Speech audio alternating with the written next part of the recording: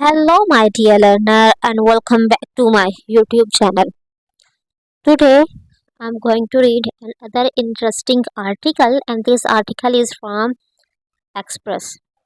So, let's start by reading its heading, and then I will tell you the meaning of advanced vocab and idiomatic expression that has been used in this article. So, the heading is Apex Code. अब सवाल आता है जी, apex code हमारे मुल्क में कौन सी ऐसी code है जिसे एपेक्स कोड कहा गया है। एपेक्स कोड का मतलब है सुप्रीम कोड।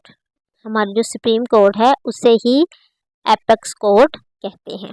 समझ आ गया कि एपेक्स कोड या सुप्रीम कोड एक ही वर्ड है। तो यहाँ अपने उसकी हेडिंग को इंटरेस्टिंग एंड अट्रैक्टिव बनाने के लिए राइटर ने एपेक्स कोड का वर्ड यूज़ किया है, जिसका मतलब सुप्रीम कोड। रिव्यू का मतलब होता है नज़रसानी।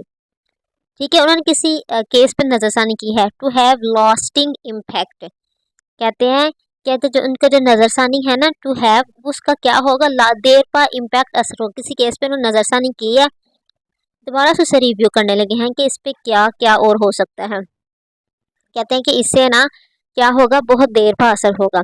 अब देखते हैं कि ऐसी क्या बात कही गई है जिसके बारे में कहा जा रहा है कि इसका एक देर पा असर होगा। वो कौन सा केस था, तो देखते हैं इसकी डिटेल देख के। The supreme court of Pakistan, देखिए ऊपर लिखा हुआ था एपेक्स कोड। एपेक्स कोड के नीचे साथ ही उन्होंने इसकी वो एक्सप्लेनेशन दी है कि एपेक्स कोड क्या है जी। ये है supreme court of Pakistan has conducted. अगर हैज़ है तो साथ V3 है, तो हमें पता होना चाहिए कि प्रेजेंट परफेक्ट है। अगर प्रेजेंट परफेक्ट है तो इसका मतलब है काम हो चुका है। ठीक है, या कर लिया गया है, कर लिया है। ये इसकी उर्दू में पहचान, मैंने इसलिए उर्दू में पहचान आपको बताना शुरू की है ताकि आपको सीखने में इंटरेस्ट हो, आपको इजी लगे। क्या है, अनप्रेजेंटेड। अनप्रेजेंटेड का मतलब होता है बहुत ही अहम। प्रोसीडिंग इन द मुबारक सानी केस। कहते हैं मुबारक सानी केस में क्या किया है जी, बहुत ही एक अहम प्रोसीडिंग की है उन्होंने। ठीक है, the supreme court of has conducted मतलब उन्होंने वो कंडक्ट कर लिया है वो सेशन। अनप्रेजेंटेड प्रोसीडिंग, बहुत ही अहम प्रोसीडिंग किसमें जी, वो जो उन्होंने सेशन कंडक्ट किया था इन मुबारक सानी केस में। इसमें सुप्रीम कोर्ट क्या था, सब्जेक्ट था। हैज़ क्या था, हेल्पिंग वर्ब था। कंडक्टेड क्या है, वर्ब, और नेक्स्ट जो पोर्शन है वो हमारा क्या है, ऑब्जेक्ट है। आगे देखिए, एंड लगा के यहाँ तो ये सेंटेंस खत्म हो गया। आगे वो और बात शुरू कर रहे हैं जो कि इससे ही रिलेटेड है, सुप्रीम कोर्ट से ही रिलेटेड है। देयर डिसीजन, और उनका जो डिसीजन है, विल हैव प्रोफाउंड, क्या है, विल हैव वो होगा, प्रोफाउंड मतलब साबित होना। ठीक है, बहुत ही अहम। इम्प्लीकेशन का मतलब है उस पर जो अमल दरामद होता है।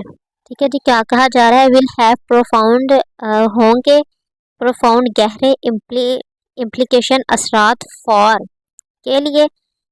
द कोर्ट अथॉरिटी, जो कोर्ट के अख्तियारात है उसके ऊपर उनका जो डिसीजन उन्होंने लिया है उसके बहुत गहरे असरात मरतब होंगे कि कोर्ट की अथॉरिटी क्या है। And minority rights in country, कहते हैं माइनॉरिटी राइट्स जो कंट्री है उस पर भी बहुत गहरे असरात मरतब होंगे इसके।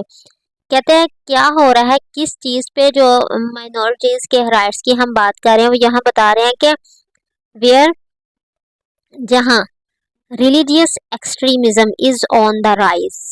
कहते हैं कि जो रिलीजियस एक्सट्रीमिज्म है ना, कि जो कि हम बर्दाश्त नहीं करते, कि हमारे में सेक्शंस हो चुकी हैं कि सुन्नी है, अहले हदीस है, शिया है, या कुछ और जो उन फिरके बने हुए हैं, वो किस दूसरे को स्पेस ही नहीं दे रहे। वो कह रहे हैं जो हम हैं वो ठीक है। इस बना पे बहुत से लड़ाइयाँ शुरू हो चुकी हैं। तो वो इस लिहाज से कह रहे हैं वो माइनॉरिटीज़ जो माइनॉरिटीज़ में हैं हमारी कंट्री में, उनको थोड़े से अब क्या हो चुके हैं, उनको थोड़े तहफ़्फ़ुज़ात हो चुके हैं क्योंकि रियल एक्सट्रीज़म इतनी ज़्यादा हो चुकी है। तो कोर्ट ने ये किया था मुबारक सानी केस पे जो फैसला, तो उस पर नज़रसानी की है कि इसका ये फैसला है, ये हमने क्या फैसला दिया है, दोबारा उस पर नज़रसानी की अपील की गई है उनसे। द केस इज़ यूनिक, कहते हैं ये जो केस है वो यूनिक है due to the several reason की वजह से। बहुत ज़्यादा, सेवरल को होता है बहुत ज़्यादा, रीज़न की वजह से। क्या है, दिस केस ये क्या होगा, सब्जेक्ट इज क्या है हमारे पास, ये हमारे पास बी फैमिली है, और ये क्या है, ये मेन वर्ब है क्योंकि इसके साथ हेल्पिंग वर्ब तो कोई नहीं है।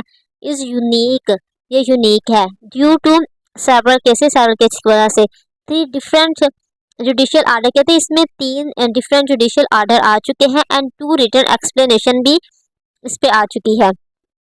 इस पे ये जो उन्होंने फैसला सुनाया है इसके ऊपर।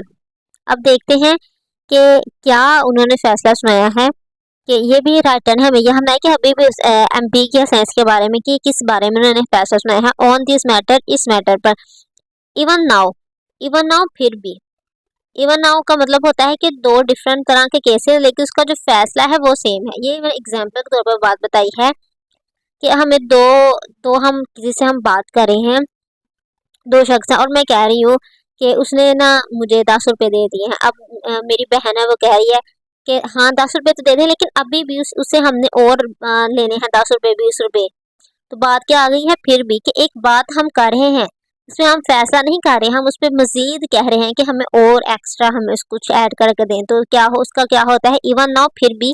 A detail judgment, A detail judgment on the latest order, latest order is still awaited, कहता है उसका अभी भी इंतजार है। किसके ऊपर, डिटेल जजमेंट क्या दी जाती है, जो ये फैसला है माइनॉरिटीज के ऊपर।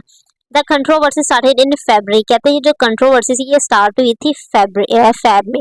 कहते हैं कंट्रोवर्सी है क्या थी, व्हेन बेल, बेल का मतलब है कि किसी की रिहाई होना, was granted to suspect charge with distributing a proscribed book. कहते हैं अब हमें पता चल गया, पहले तो हमें पता नहीं चल रहा कि किसके बारे में बात की जा रही है, कि अब हमें पता चला है। वो कह रहे हैं कि हम उन्होंने क्या किया था, कोर्ट ने क्या किया था, जो उसको ना उसकी जमानत कर दी थी। जो सस्पेक्ट था, सस्पेक्ट मुलजिम तो था लेकिन उस पर शक था, मतलब पक्का वो मुलजिम नहीं था कि इसने ही ये काम किया, उसे कहते हैं सस्पेक्ट। चार्ज विद डिस्ट्रीब्यूट, क्या उस पर चार्ज था, उसने डिस्ट्रीब्यूट किया है। प्रोस्क्राइब्ड हुई, एक प्रोस्क्राइब्ड बुक थी तफसीर सागी के नाम से। Certain observation by the court on February 6 became the source of anger among religious parties in the country। कहती है जो सर्टेन थी ना ऑब्जर्वेशन, जो ऑब्जर्वेशन थी by the court on February 6, कहते हैं Feb 6 को ना उस पे जो ये फैब की बात कर रहे हैं, वहाँ एक आया था कि एक शख्स के बारे में माइनॉरिटी का वो था, तो उस पर उन्होंने उसकी बेल कर दी थी।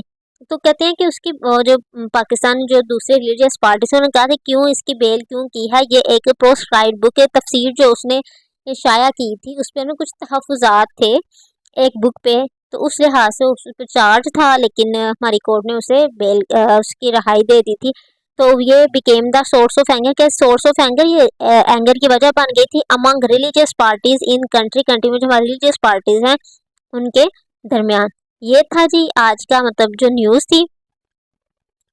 तो आई होप कि इसमें आपको कुछ नए वर्ड सीखने को मिले होंगे और ग्रामर के टिक। Please like and subscribe my channel. Thank